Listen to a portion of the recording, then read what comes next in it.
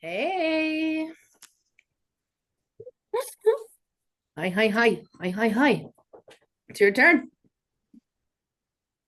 Oh, I had to turn my speaker. I had it down and I'm like, I'm not hearing anything.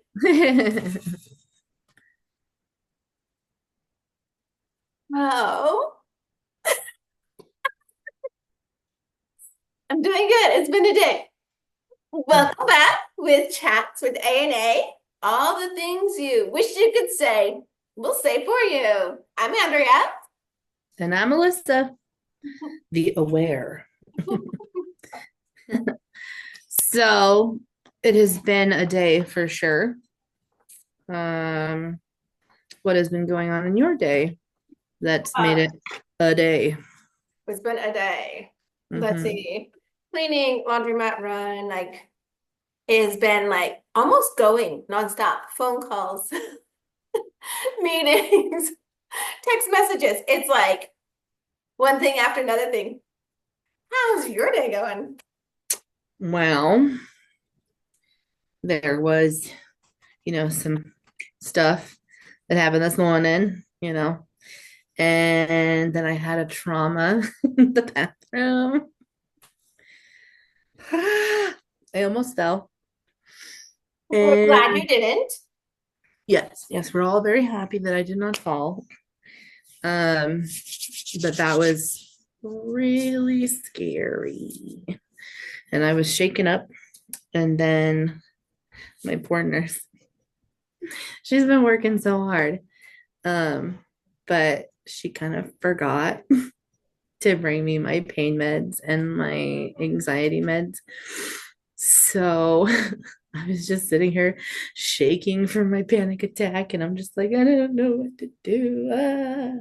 But I'm not that mean patient who's like, "Where's my meds? I asked for my meds." So, but I got to the point where I'm like, okay, now I'm cold because the window was open, and I was like, I need someone to shut the window, but I also need my meds. So I was like, okay, double sword. Ding. And I'm like, can someone come and close my window? Oh, and also, can I get my anxiety and pain medication, please? And they're like, yeah, we'll send somebody. And so I guess my nurse heard what was going down. And so she went and actually got the meds first and then came and shut the window. At least But she she, got the meds. yes. And she was like, I am so sorry. I'm so sorry. I got pulled into somebody else's room and then there was chaos. And I just, poof. And I was like, honey, it's okay. Breathe. I feel like trauma like that really impacts mental health more Hmm. than people realize. When you go through a traumatic experience, your mental health takes a huge hit. Yeah, it really does. It really does. I'm gonna shut the door because we're having a lot of background beeping. So one sec. Speak amongst yourselves. Okay, I will share experience with me about how I feel like some trauma impacts your mental health. I thought I was doing pretty good, you guys. There have been a lot of traumatic events in my life, some that I do not recall. Um, but I think the one of the most recent ones was when my son passed away in 2023. And it was just me and my kids. We were the ones who were at home um, when he took his last breath, when his heart stopped. We're also the ones that turned off his machines. Like I was on the phone with the hospice nurse. Um, but it was so hard, like emotionally hard.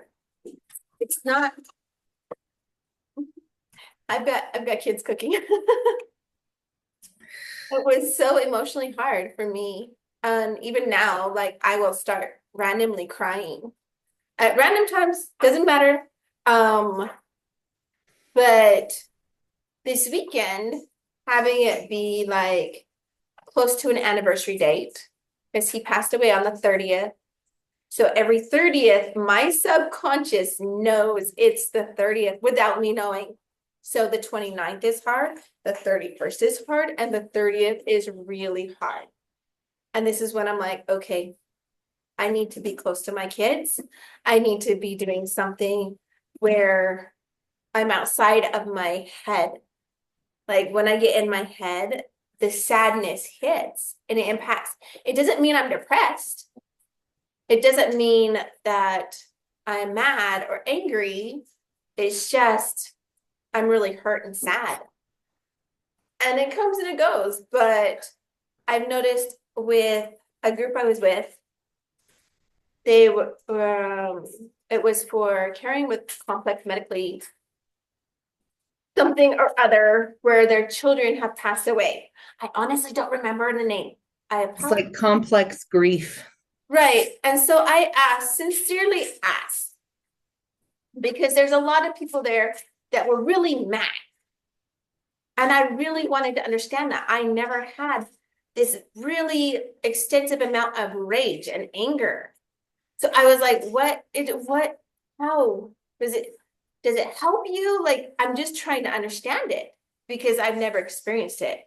And like, people actually attacked me, verbally attacked me online. And I was like, okay, I'm out. Peace. I love you all. I cannot. I do not have the space for those type of things. Well, especially when you're trying to heal your own self, and here you are reaching out to someone who is also going through something difficult, and then they're like, blah, blah, blah, blah, blah, blah, blah, blah, and telling you things that they should not be telling you, Well, meaning like well, and I was like super just curious. Like for me, I had my son very, very, very young. Like very young. we're not talking that she was 13 young. We're just saying she was young. And he grew up with me. So I had him, but having a special needs child, it's like all of a sudden now you're involved in this world that you never thought you're going to need to be involved in. I had to learn everything. Did I have time to like mourn? Yeah, I mourned the loss of a healthy baby Right. in the hospital. I mourned that loss. That loss is gone. No need. But now I've got to focus on this baby that I have and give everything to this baby. Mm-hmm. So I didn't ever have that anger. Like I was never mad that he was mine. I was never mad. And I was never mad that he died. And so I couldn't understand the concept and all this anger that people had. And so when I asked about it, I was like, okay, there were some people who um there were some people who were explaining and understanding, and they were kind and they let me in to some information that they had that I didn't have, which I was very, very grateful for. But then as soon as like one person attacked me, I was like, I can't do this because I don't need anybody else attacking me right now. So, but it was traumatic. And I know it was traumatic for them, but they handle it in a different way. So I feel like we all handle trauma experiences differently and it impacts us differently. Like your trauma today was a panic attack and anxiety and pain, which is all valid because that would have been so scary if you had fallen. And it's probably nerve-wracking. So I'm grateful that they were able to give you the meds that you needed to help with that. Me too. Because I was really, really, really struggling. Um, which I haven't had panic attacks since that medication that I took. And like it's interesting because like I think that like my panic attack symptoms are very different than other people's because I don't feel like I'm having a heart attack or because a lot of the time people can mistake a panic attack for a heart attack.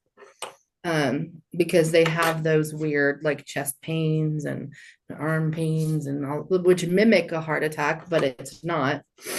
Mine doesn't mimic it at all. Which I'm so grateful for. Right? Can you imagine? One thing off the list. Not cardiac a problem, no. Um, but mine tends to be more of like I'm shaking, can't catch my breath. Um, and I'm like I take very, very, very shallow breaths fast, which apparently can make you pass out. Hasn't happened to me yet, but I'm sure that it could.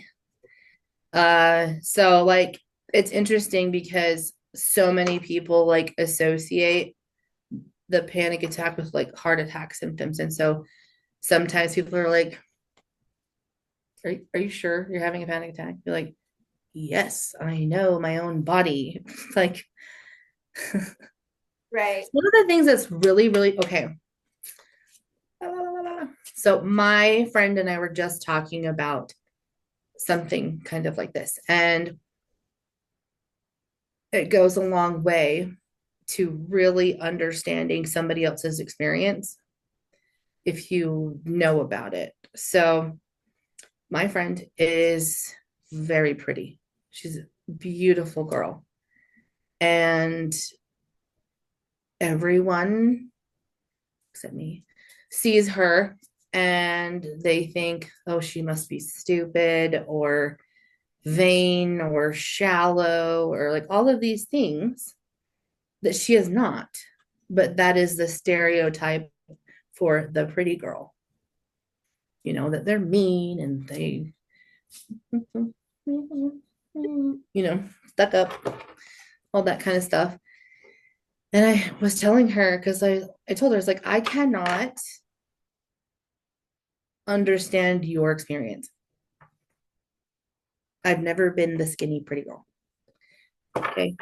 I said, but it's very, very similar to the fat girl experience because they see you and think one thing. When you're a pretty girl, oh, she's pretty. She might be easy or whatever, right? And then you see someone who is larger under the medical term morbidly obese, and you think, oh, she's lazy. She doesn't work hard. She like wants to live that way. La la la la. They make their own assumptions. But it's very, very similar to the pretty girl experience because everyone assumes something about you from their first look at you. And all of that can be taken away if we listen and if we communicate one with another in a respectful way and don't assume anything about anybody. We don't know by the first glance what kind of person that person is going to be. That's not how it works. Well, you it's know like the judgments, the instant judgments that people dish out. hmm I'm like surprised about like how you're saying people are instantly thinking that your friend is dumb and pretty easy to like, and they think something similar but opposite of you. Like yeah. there's that instant judgment. And I'm like, huh. And somebody actually asked me about this. I was talking to a friend about this. And they don't know some things, but based on what they've heard, they have a certain mind frame hmm of what this person should be based on their background or religion or whatever else. I know working with refugees, they saw me and they were like, oh, white privilege. hmm Like her life's easy, piece of cake. And I'm like, oh honey, are you so wrong? And I was talking to the teacher who's from Europe. She was going, oh, this, and she was thinking the same thing about me. And I'm like, I don't know anything about you guys. Like, I've got nothing against y'all. Like, Because really, you don't know anything about I them. have no, Like you have nothing to hold against them. right, Like because you don't know them. right. And But so, like from the other perspective, like they're looking at you like, oh, privileged white girl. Everyone looks at them and is like, oh, poor little refugees. They don't know anything. They're stupid. They need to go back to their country. right. And I was Everyone faces their own form of instant judgment. right. And I It was just like, depends. I that's mean, that's not how it is. yeah. I think about your kids and the oldest and the youngest and how people would automatically think things about them. Obviously, we don't know what they are because people would never say those things out loud, but they think them, you know. There was one kid I actually did confront with my oldest. It was very funny because remember, young mom, very young, super protective. Especially since he was your first baby, you're super, super protective. Right. And so I was just like, we're at a playground playing. And this kid walks up. I don't know anything about this kid. He walks up, he goes, what's wrong with him? And I was like, nothing's wrong with him. What's wrong with you? Young mom just blurting out what she's thinking in her head. It was not even an educational experience. It was just like, well, you want to say what's on your mind? I'll tell you what's on my mind when you say something about that. How old was the kid, do you think? Elementary school. This was in elementary school. Well, right. I'm understand that. Like, but And I was like kind of going, okay. And people have pointed out to me, they're like, you should have educated. And I'm like, the parents should also educate a little bit.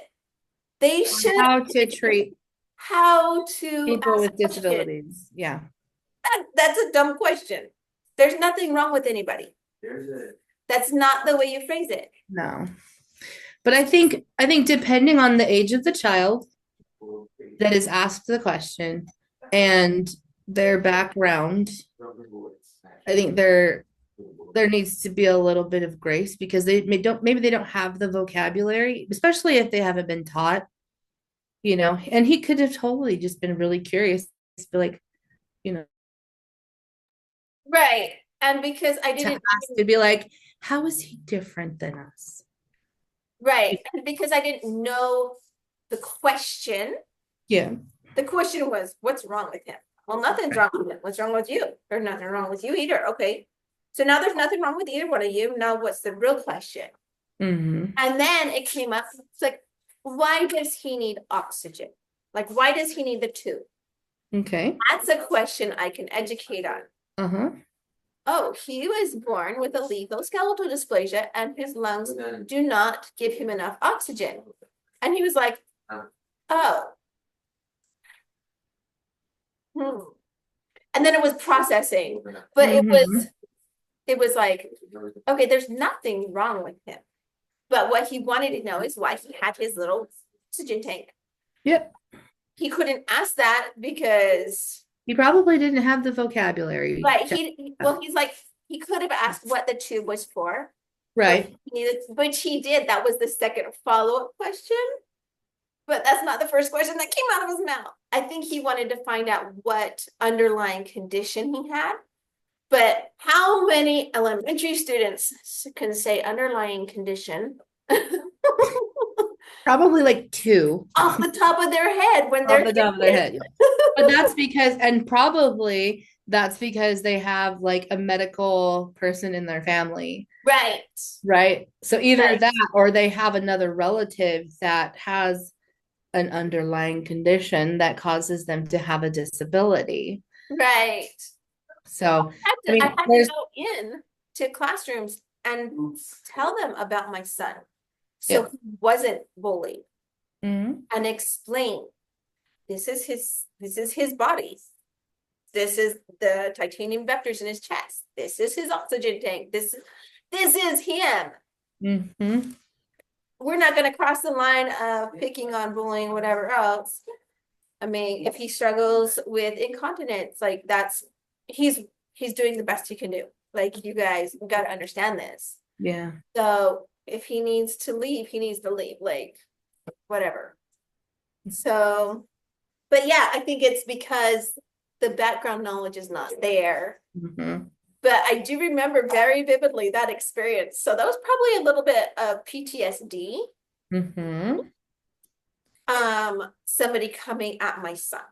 And I was like, oh no. So I don't know what trauma event happened to have me step in like that and be like, I think it's literally just the mom of a child with special needs. Like they have this different degree of advocacy that is mama tiger, mama bear, mama T-Rex, like whatever they have to be for their kid.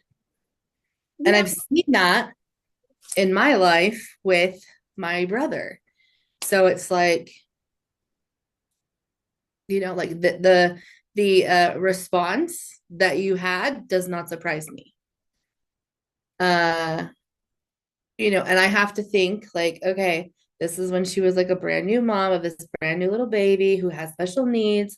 Like she was not all there when it comes to like, how do I handle this situation? Like, and you don't really know that until you're in the situation and you have to adjust and be like, okay. And I'm sure that it took a lot of deep breaths to not just like strangle the child who just called your child. There's something wrong with him, you know. But you're like, okay, breathe. Mm-hmm. You know. And then he was able to ask the questions that he didn't know how to ask in the first place. And I think that is one of the biggest things is like being patient with, especially with children who really just want to understand, but they don't know how to ask it. That goes back to that communication. That goes back to how do you teach your children that curiosity is okay, but how you do it is what's going to affect the overall tone of everything.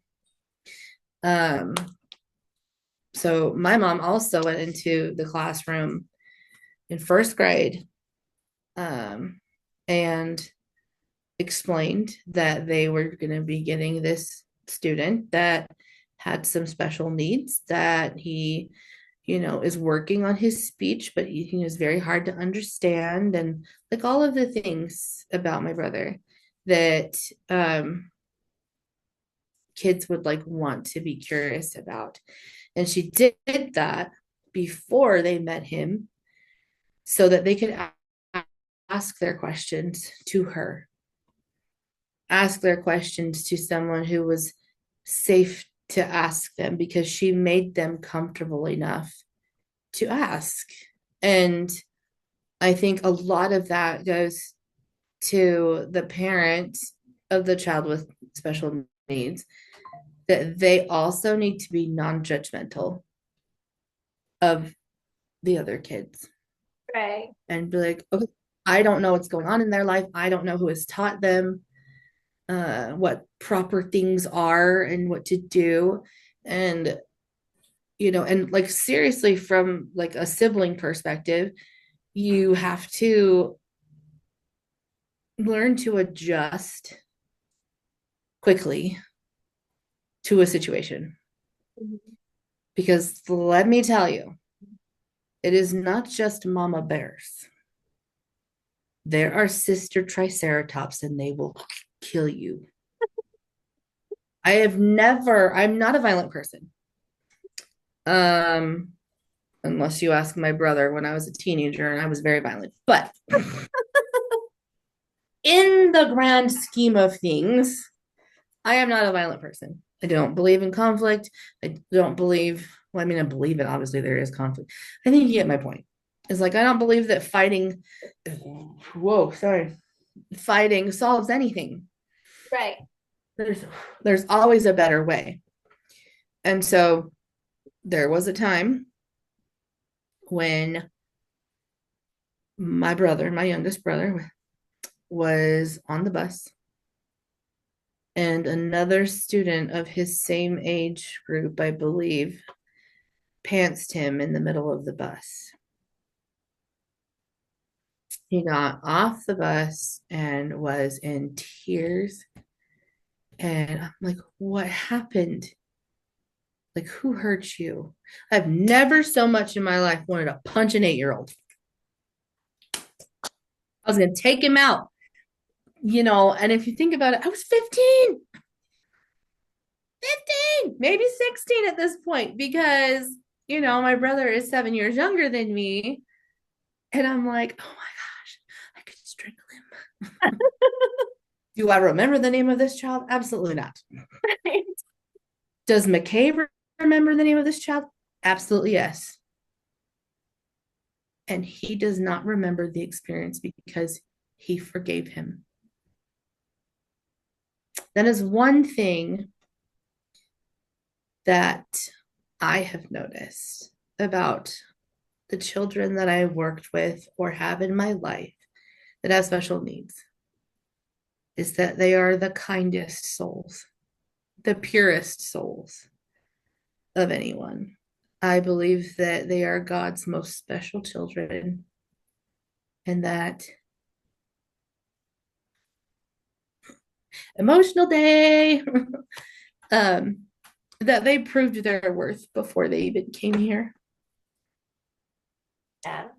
So, I mean, they have their own set of struggles, but for the most part, they are free from the torment of this world.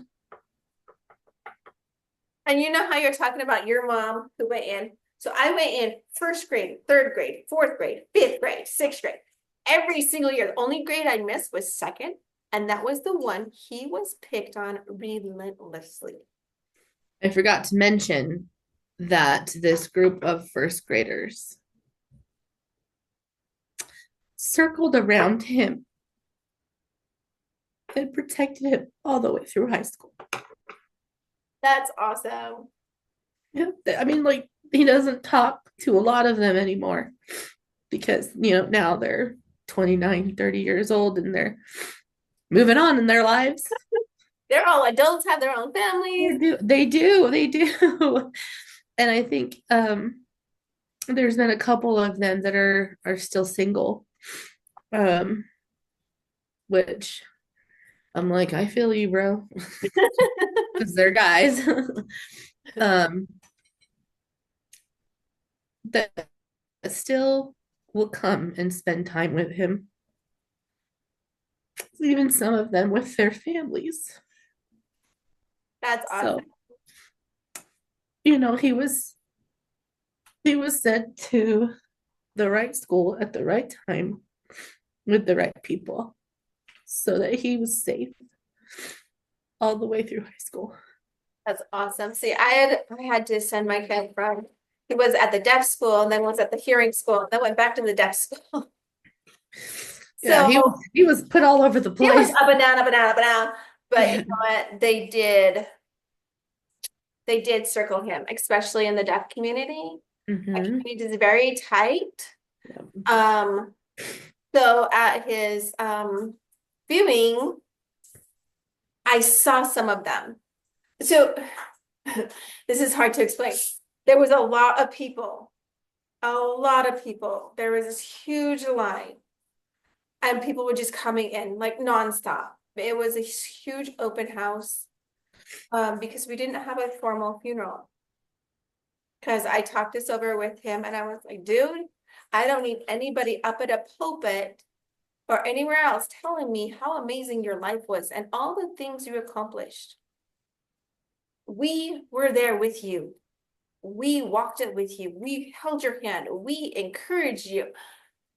Me and your siblings, we were there the whole time. We don't need this. So we're going to celebrate your life, the life that you lived. And he's like, you're going to have a party? And I'm like, absolutely, we're going to have a party, bud. And he was like, party. So, and that's what he did. Yeah. And I think one of the greatest things is, and I think you explained it to him, I was like, we're not partying because you're dead. We are partying because you are no longer in pain and free.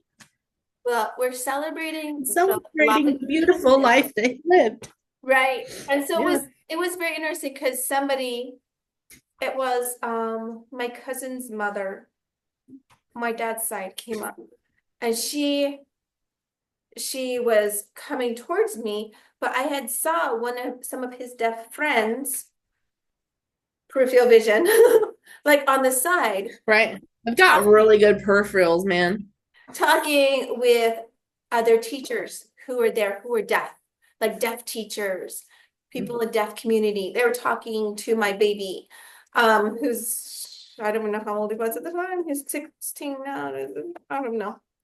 3 years ago, 13 maybe. 15 or 14. 14? 14 works. That works. Sure. Yeah. But they were having a conversation and they came up this way and they were waiting their turn. They're waiting their turn to talk to me. And I turned around and I was signing to him. And I turned back around and she was like, well, that was rude. He totally interrupted. Like he butted the line. I go, he has been waiting. He has been here for a long time. He has been waiting patiently to come see me. And I had to explain this to a family member.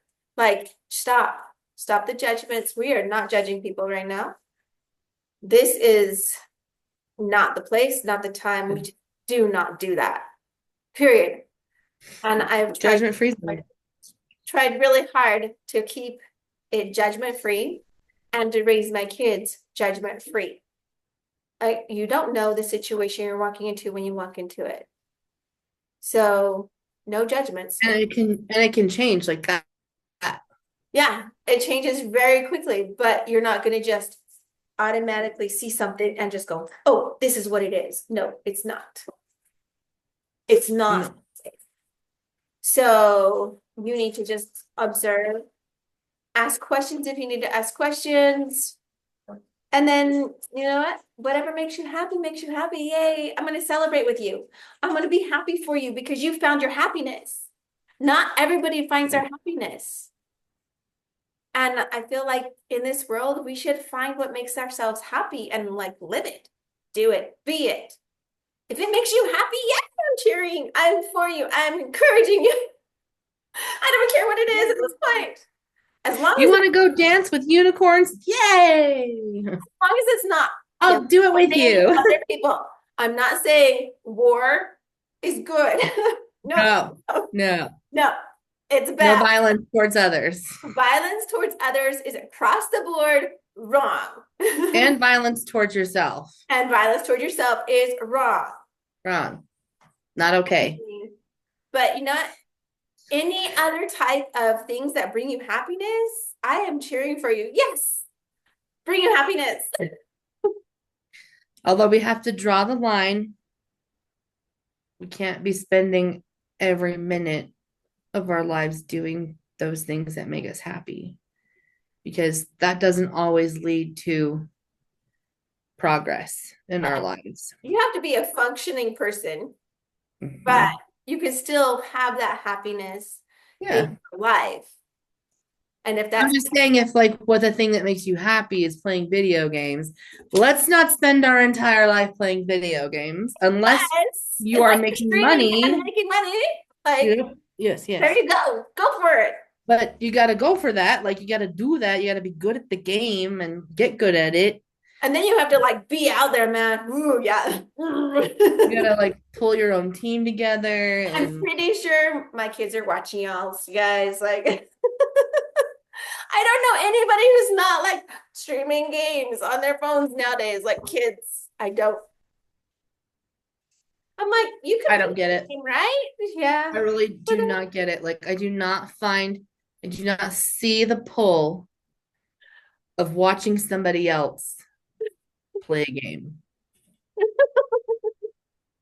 Or I have seen my nephew like watching someone build something on Roblox. And I'm like, what are you doing? They're building something. I was like, couldn't you go build it yourself? Maybe he's getting an idea.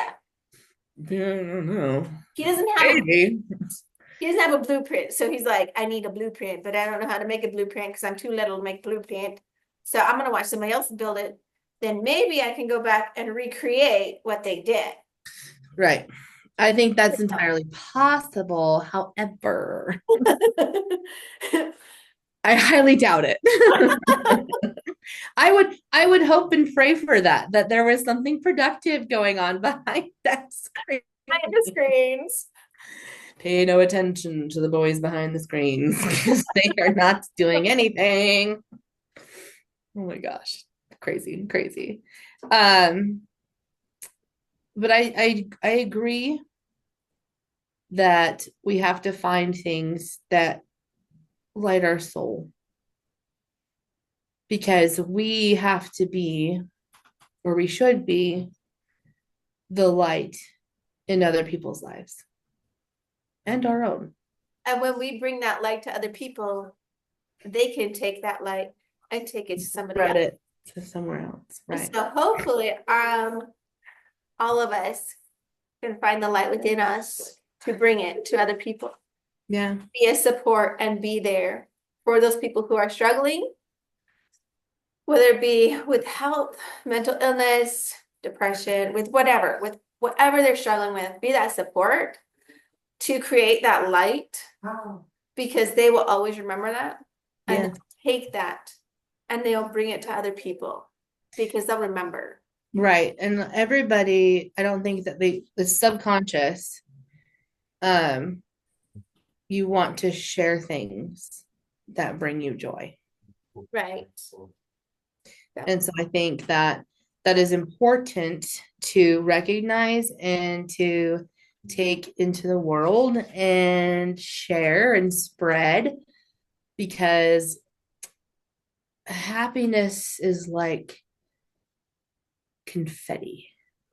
Spread it like confetti because like spread kindness like confetti because that shit gets everywhere.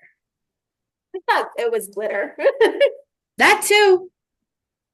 Confetti, glitter, it's interchangeable, That's but true. it still gets everywhere, you know. It does. It gets everywhere. It gets everywhere because, and I can tell you this from experience, because my older brother and his wife always get my mom a piñata for Christmas and put her present inside the piñata. And so they have to like my mom has to break it open with whatever we have at the time. Like sometimes I think it's like a pen, like, you know, but the confetti gets everywhere. I like you still find it like months later in the couch. Gosh. But so I'm gonna leave today with spread kindness like glitter. That shit gets everywhere, and it should. I think that's a good idea. Mm-hmm. All right, you guys. We'll catch you next time. Peace, love, and unicorns.